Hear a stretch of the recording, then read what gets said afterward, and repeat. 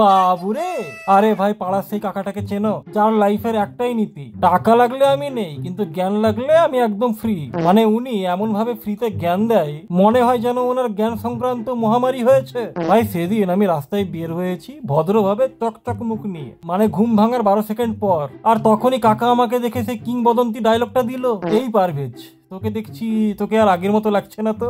আমি বললাম কাকা আগের মতোই তো, শুধু দিনটা খারাপ গেছে। কাকা আমাকে বলছে না না, তুই শুকিয়ে গেছিস, তুই এক কাজ কর, তুই জিমে জয়েন কর। সেই কাকাকে আর কি করে বুঝাই, আমি শুকাইনি, আমার জীবনটাই শুকিয়ে গেছে। তারপরে কাকার সেই ফ্রিতে জ্ঞানের সেমিনারটা শুরু হয়ে গেল। দেখ করছি আমার এই বয়সে আমি প্রত্যেকদিন সকালবেলায় 5 কিলোমিটার হাঁটি। আমি বললাম কাকা আপনি হাঁটেন কারণ আপনাকে কেউ থামায় না, আর আমি দৌড়াই কারণ ইএমআই ওয়ালা আমাকে ধরার আগেই আমাকে পালাতে হয়। আর সব থেকে ভয়ঙ্কর দিকটা কি জানো, কাকা আমার ভবিষ্যৎ পর্যন্ত দেখে নিয়েছে বাবুরে। সে কাকা আমাকে বলছে দেখ পারবে যে তুই যদি আমার কথা শুনিস তাহলে জীবনে বড় কিছু করতে পারবি। আমি মনে মনে বলছি কাকা আপনার কথা যদি আমি শুনে চলি আমার জীবনে বড় কিছু হবে নাকি আমি জানি না, কিন্তু অদ্ভুত কিছু ঠিকই হবে। তারপর কাকাটা আমি না চাইতেও লাইফ কোচিং দেওয়া শুরু করে দিল। পড়াশোনা করিস, জিমে যাস, ঘুম ঠিক করে হয়, পেটের সমস্যা হয় না তো?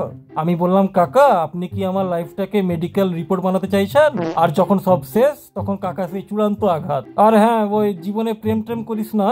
আমি তখন কাকাকে বললাম কাকা এই প্রেম টেম করতে গেলেও আমাকে কারোর পছন্দ হতে হবে, আর যেটা অসম্ভব।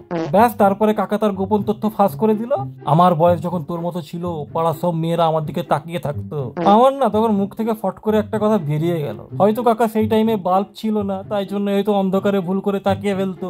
সব শেষে কাকার মেন বোমা, দেখ বাবা জীবন মানে হচ্ছে একটা সমুদ্র, যদি সাঁতার জানিস তাহলে তরবি, আর যদি না জানিস তাহলে ডুববি। মানে এমন করে বলছে যেন আমি জানিনি। আমি তখন কাকাকে বললাম কাকা তুমি সমুদ্র টমুদ্র বলছো, আমি তো নৌকা নিতেই ভয় পাবো। তারপরে কাকাটা এক পর্যায়ে গিয়ে বলেই ফেললো বিয়ে করবি কবে? আমি বললাম কাকা আগে জব তো করি। শুনে কাকা বলছে একদম টেনশন করিস না, বিয়ের পরেই আসল জব শুরু হয়। মানে কি ভাই, এভাবেও কেউ ভয় দেখায়? তারপরে কাকা মুখটা বাঁকিয়ে আমাকে বলছে আমি যদি আজ বেকার থাকতাম তাহলে এত জ্ঞান দিতাম না, তুই খুব ভাগ্যবান পারভেজ।